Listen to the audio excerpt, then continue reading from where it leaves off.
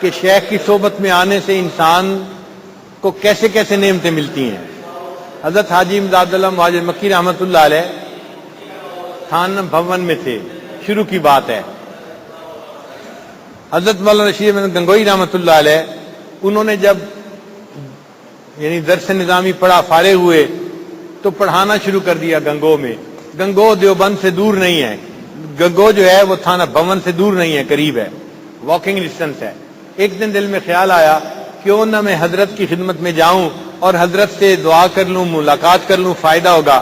چنانچہ جب چھٹی کا دن آیا اور طلباء گھروں کو چلے گئے تو حضرت گنگوئی رحمۃ اللہ علیہ حضرت حاجی صاحب کی خدمت میں تھانہ بھون پیش ہوئے، سلام کیا، مصافحہ کیا۔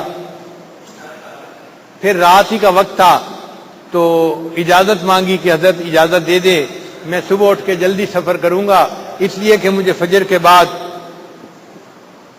طلباء کو سبق پڑھانا ہے اور صبح کے وقت اجازت مانگنی مشکل ہوگی، تو آپ مجھے رخصت ابھی فرما دیجئے، میں اپنے وقت پہ سہولت پہ سفر شروع کر دوں گا۔ حضرت حاجی صاحب نے فرمایا میاں رشید احمد کچھ وقت ہمارے پاس بھی گزار لو۔ عرض کیا کہ حضرت میں استاد ہوں، تعلیم و تعلم کرنے والا بندہ ہوں، اور میں اگر ناغے کروں گا تو طلباء کا حرج ہوگا، نقصان ہوگا، میں چھٹی نہیں کر سکتا۔ حضرت حاجی صاحب نے یہی کہا کہ میاں رشید احمد کچھ وقت ہمارے پاس بھی گزار لیتے، ایک رات ہی گزار لیتے۔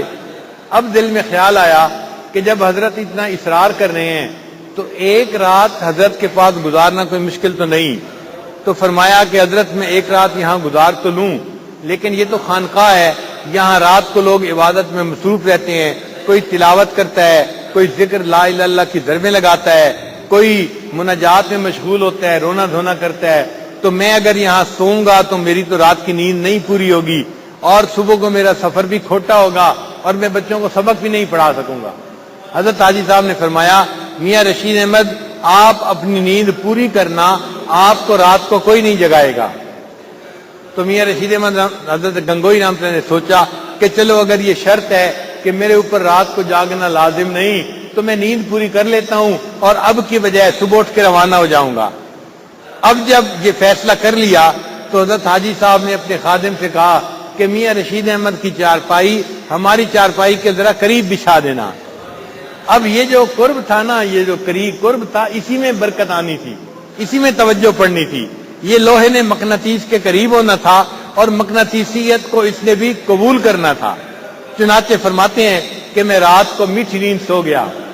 جب تہجد کا وقت آیا تو میری اچانک آنکھ کھلی، میں نے دیکھا کوئی ذکر کر رہا ہے، کوئی نماز پڑھ رہا ہے، کوئی نماز میں قرآن پاک کی تلاوت کر رہا ہے۔ میرے نفس نے کہا کہ رشید احمد سو جاؤ، بڑی رات باقی ہے، لیکن دل نے کہا کہ میاں رشید احمد ورثۃ الانبیاء میں شامل ہونے کی تمنا تو تمہیں ہے، بڑے دل میں تمنا ہے کہ مجھے اللہ تعالیٰ نبی علیہ السلام کے وارثوں میں شامل فرما لے۔ اور جو لوگ اللہ والے تھے وہ تو راتوں کو اللہ کی عبادت کرتے تھے، کانوا قلیلا من اللیل ما یہجعون وبالاسحار هم یستغفرون۔ ایسی آیتیں دل میں آنی شروع ہوئی کہ تتجافی جنوبهم عن المضاجع یدعون ربهم خوفا وطمعا ومما رزقناهم ينفقون۔ تو دل نے کہا کہ بھئی میں اتنا گیا گزرا کیوں ہوں کہ میں اٹھ نہیں پاتا، میں بھی اٹھ کے کیوں نہ چند رکعت تہجد پڑھ لوں۔ فرماتے ہیں کہ میں ہمت کر کے اٹھا، وضو کیا اور میں نے چند رکعت تہجد کے ادا کر لیے۔ پھر اس کے بعد کچھ وقت فارغ تھا تو میں نے بھی بیٹھ کے لا الہ الا اللہ کا ذکر کرنا شروع کر دیا جیسے باقی لوگ ذکر کر رہے تھے۔ جب فجر کی نماز پڑھی تو حضرت حاجی صاحب کے ساتھ میں نے مصافحہ کیا۔ حاجی صاحب نے فرمایا میاں رشید احمد وہ جو ایک بندہ فلاں جگہ آج صبح بیٹھا ذکر کر رہا تھا وہ کون تھا؟ اللہ والے بھی عجیب حکیم دانا ہوتے ہیں، بات کتنے عجیب انداز سے پوچھی کہ فلاں جگہ جو بیٹھا ہوا بندہ ذکر کر رہا تھا وہ کون تھا؟ تو کہا کہ حضرت وہ میں ہی تھا جو بیٹھا ہوا ذکر کر رہا تھا۔ حضرت حاجی صاحب نے کہا میاں رشید احمد اگر آپ نے ذکر کرنا ہی ہے تو پھر سیکھ کے ذکر کیوں نہیں کر لیتے؟ اگر ذکر کرنا ہی ہے تو سیکھ کے ذکر کر لو۔ تو حضرت گنگوئی رحمۃ اللہ نے کہا کہ ٹھیک ہے حضرت سکھا دیجئے۔ چنانچہ حضرت حاجی صاحب نے ان کے ہاتھ اپنے ہاتھوں میں لے لیے اور بیت کے کلمات پڑھا کر ان کو ذکر سکھا دیا۔ اب ذکر سکھانے کی یہ برکت تھی کہ دل میں شرح صدر ہو گیا. دل نے کہا کہ کوئی بات نہیں، اگر میں 1 مہینہ حضرت کی صحبت میں گزار بھی لوں تو میرا اپنا فائدہ ہے، اور میں طلباء کو کسی اور استاد سے پڑھانے کا بندوبست کر سکتا ہوں. چنانچہ ایک بندے کے ہاتھ پیغام بھیج دیا دوست کو کہ میرے سبق آپ پڑھا دینا تاکہ طلباء کا نقصان نہ ہو، اور میں 1 مہینہ حضرت کی خدمت میں قیام کروں گا. یہ جو 1 مہینہ حضرت حاجی صاحب کی خدمت میں قیام کیا، اس 1 مہینے نے زندگی کو بدل کے رکھ دیا. اس 1 مہینے میں جو صفات تھیں وہ حاجی صاحب سے قلب سے ان کے قلب میں منتقل ہو گئیں. چنانچہ نفس پامال ہو گیا اور اللہ تعالیٰ نے ان کو نعمت یعنی نسبت کا نور عطا فرما دیا. پھر حاجی صاحب نے ان کا امتحان بھی لیا کہ 1 مہینہ صحبت میں رہنے کے بعد کیا ان کا نفس مرا ہے یا نہیں مرا. اللہ والے جو نسبت اصلاحی ہوتے ہیں نا، اس میں سالک کی اصلاح اس طرح سے کرتے ہیں کہ پھر اس کو آزماتے بھی ہیں کہ کیا یہ امتحان میں فیل ہوتا ہے یا پاس ہوتا ہے. تو حضرت حاجی صاحب نے ان کا امتحان لیا. امتحان کا طریقہ کیا بنا کہ حضرت مولانا فضل الرحمان گنج مراد آبادی رحمۃ اللہ علیہ تشریف لائے تھانہ بھون. تو حضرت حاجی صاحب ان کو لے کے اپنے ایک مرید کے گھر دعوت کے لیے گئے. مرید نے 2 مشائخ کے آنے پر خوشی کا اظہار کیا اور اس نے کئی درجن سالن بنوائے مختلف قسم کے کہ معلوم نہیں طبیعت کو کون سا پسند آئے، جو پسند آئے گا وہی نوش فرما لیں گے. تو کئی درجن پلیٹیں اس نے سامنے رکھیں. جب یہ حضرات گئے اور دسترخوان کے اوپر بیٹھے تو حضرت حاجی امداد اللہ مواجہ مکی رحمۃ اللہ علیہ نے ایک خالی پلیٹ اٹھائی اور اس کے اندر دال ڈالی، صرف دال ڈالی، اور 2 چپاتیاں لیں اور وہ چپاتیاں اور وہ دال والی پلیٹ میاں رشید احمد کے ہاتھ میں دے کے کہا کہ میاں رشید احمد یہ لے لو اور دسترخوان کے کونے پہ بیٹھ کے کھا لو. یعنی ان کا صرف یہی کھانا تھا. اب دونوں حضرات کے لیے درجنوں پلیٹوں میں کھانے ہیں، مرغے چرغے رکھے ہوئے ہیں، اور میاں رشید احمد کے لیے ایک پلیٹ میں تھوڑی سی دال ہے اور 2 چپاتی ہیں، اور ان کو کہا کہ دسترخوان کے کونے پہ بیٹھ کے کھا لو. اب انہوں نے بیٹھ کے کھانا شروع کر دیا. جب کھا رہے تھے تو نفس محسوس تو کر رہا ہوگا نا کہ ہمارے پیر کے اندر مساوات نہیں ہے، خود تو ان پلیٹوں میں سے کیا کیا نعمتیں کھا رہے ہیں اور مجھے دال دے کے ایک کونے میں بٹھا دیا ہے. مگر اب نفس سنورا ہوا تھا. اب یہ سوالات ذہن میں پیدا نہیں ہوئے. آرام سے بیٹھ کے اس دال کو کھا رہے تھے اور اس دال کو بھی اللہ کی نعمت سمجھ رہے تھے. اچانک حضرت حاجی امداد اللہ مواجہ مکی رحمۃ اللہ نے ایک سوال کیا، ایک نشتر ان کو چبھویا. فرمایا میاں رشید احمد، دل تو چاہتا تھا کہ تمہیں جوتوں میں بٹھاؤں مگر میں نے تمہیں دسترخوان کے کونے پہ بٹھا دیا. دل تو چاہتا تھا کہ تمہیں جوتوں میں بٹھاؤں مگر میں نے تمہیں دسترخوان کے کونے پہ بٹھا دیا. جب یہ کہا تو حضرت حاجی صاحب نے ان کے چہرے کی طرف دیکھا کہ کیا ایسی بات جو نفس کے خلاف ہے سن کے چہرے پہ ناگواری کے اثرات ہوتے ہیں یا نہیں. مگر اب حضرت گنگوئی رحمۃ اللہ کا نفس تو مر چکا تھا، ناگواری کے اثرات ظاہر نہیں ہو رہے تھے. حضرت گنگوئی نے مسکرا کے آگے سے جواب دیا، حضرت میں تھا تو اسی قابل کہ مجھے آپ جوتوں میں بٹھاتے، یہ آپ نے مجھ پر احسان فرمایا، دسترخوان کے کونے پہ بیٹھنے کی اجازت عطا فرما دی. تو جب حضرت حاجی امداد اللہ مکی رحمۃ اللہ نے ہنستے ہوئے مسکراتے ہوئے دیکھا کہ ایسے خلاف نفس بات کو سن کے بھی نفس اثر نہیں ہوا تو فرمایا الحمدللہ، اللہ نے مقصد کو پورا کر دیا. چنانچہ اس محفل کے بعد حضرت حاجی امداد اللہ مکی رحمۃ اللہ علیہ نے ان کو اجازت خلافت عطا فرما دی. جب اجازت خلافت ملی تو حضرت گنگوئی رحمۃ اللہ علیہ نے کہا کہ حضرت آپ نے تو مجھے اجازت خلافت دی اور مجھے تو اپنے اندر کچھ نظر نہیں آتا، مجھے تو اپنے اندر کچھ نظر نہیں آتا اور آپ نے مجھے اجازت خلافت دے دی ہے. حضرت حاجی صاحب نے جواب دیا، میاں رشید احمد اگر تمہیں اپنے اندر کچھ نظر آتا تو تمہیں یہ نعمت کی بشارت نہ دی جاتی. بشارت اس لیے دی گئی ہے کہ تمہیں اپنے اندر کچھ نظر نہیں آتا.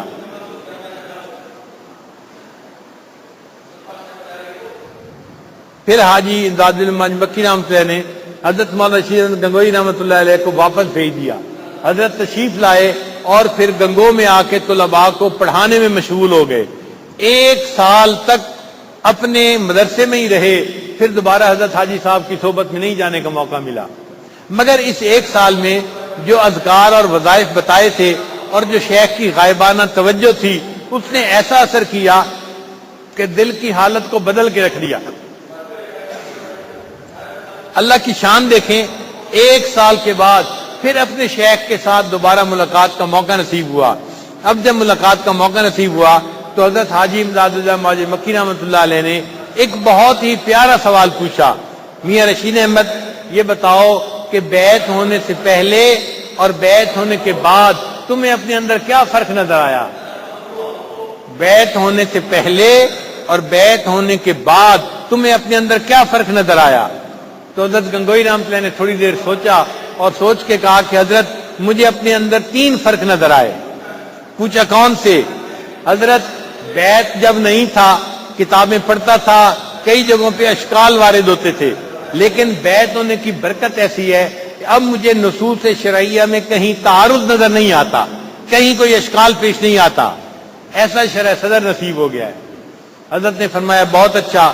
کہنے لگے دوسری تبدیلی یہ نظر آتی ہے کہ اب مکروہات شرعیہ میرے لیے مکروہات طبعیہ بن گئی ہیں۔ میں پہلے بھی شریعت پہ عمل کرتا تھا لیکن مارے باندھے عمل کرتا تھا، نفس کو مجبور کر کے عمل کرتا تھا، اب میرا نفس وہی چاہتا ہے جو شریعت حکم دیتی ہے۔ مکروہات شرعیہ مکروہات طبعیہ بن گئی ہیں، جن سے شریعت کراہت کرتی ہے، میرا نفس بھی اس چیز سے کراہت کرنے لگ گیا ہے۔ حضرت نے فرمایا اور کہنے لگے تیسری بات یہ، حضرت میں مفتی ہوں، لوگ مجھ سے مسئلے پوچھنے آتے ہیں، میں دین کے معاملے میں لوگوں کی مدح اور ذم کا خیال نہیں کرتا، کوئی تعریف کرے یا بد تعریفی کرے میں ان کو ٹھیک دین کا مسئلہ بتا دیتا ہوں۔ حضرت نے فرمایا میاں رشید احمد دین کے 3 درجے ہوتے ہیں، پہلا درجہ علم ہوتا ہے، اور علم کا کمال یہ ہے کہ انسان کو نصوص شرعیہ میں کہیں تعارض نظر نہ آئے، مبارک ہو تمہیں اللہ نے علم میں کمال عطا فرما دیا۔ اور دوسرا درجہ عمل ہوتا ہے، اور عمل کا کمال یہ ہے کہ مکروہات شرعیہ مکروہات طبعیہ بن جائیں، اللہ نے تمہیں عمل میں بھی کمال عطا فرما دیا۔ اور تیسرا درجہ اخلاص ہوتا ہے، اور اخلاص کا کمال یہ ہے کہ دین کے معاملے میں لوگوں کی مدح اور ذم برابر ہو جائے، اللہ نے تمہیں علم میں بھی کمال عطا فرما دیا، عمل میں بھی کمال عطا فرما دیا، اخلاص میں بھی کمال عطا فرما دیا۔ یہ وہ برکتیں ہیں جو بیعت کی وجہ سے انسان کو نصیب ہوتی ہیں۔ پھر اس کے بعد حضرت مولانا رشید احمد گنگوئی رحمۃ اللہ علیہ کو اللہ رب العزت نے وہ فقاہت عطا فرمائی، وہ علم عطا فرمایا کہ ان جیسا فقیہ پھر ان کے زمانے میں کوئی دوسرا نظر نہیں آتا۔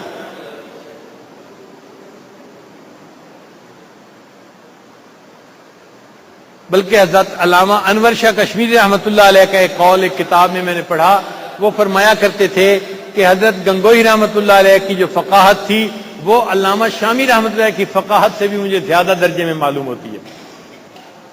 ایسی اللہ نے فقاہت عطا فرمائی، فرمایا کہ وہ فقیہ نفس تھے، اللہ نے ایسا ان کو فقہ عطا فرما دی۔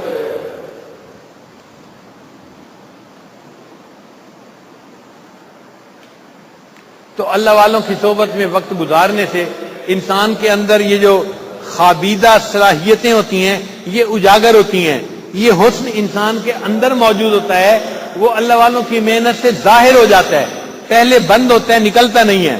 یہ ایسا ہی ہے جیسے زمین کے اندر گولڈ ہے، لوگ نکالنا نہیں جانتے تو خزانہ اندر پڑا ہے نکال نہیں پاتے، تیل اندر موجود ہے نکال نہیں پاتے۔ ہر بندے کے اندر اللہ تعالیٰ نے صفات کو رکھا ہے، الناس معادن کمعادن الذهب والفضہ، سونے اور چاندی کی کانوں کی طرح انسان بھی کانے ہیں، مگر ان کی جو خوبیاں ہیں وہ نکل نہیں پاتی، ان کو نکالنے کے لیے اللہ والوں کی ضرورت ہوتی ہے۔ جب ان کی صحبت میں آ کے رہتے ہیں وہ ان کے دل کے اوپر ایسا اثر کرتے ہیں، اندر کی صلاحیتیں باہر نکل آتی ہیں اور انسان ان نعمتوں سے فیض یاب ہو جاتا ہے۔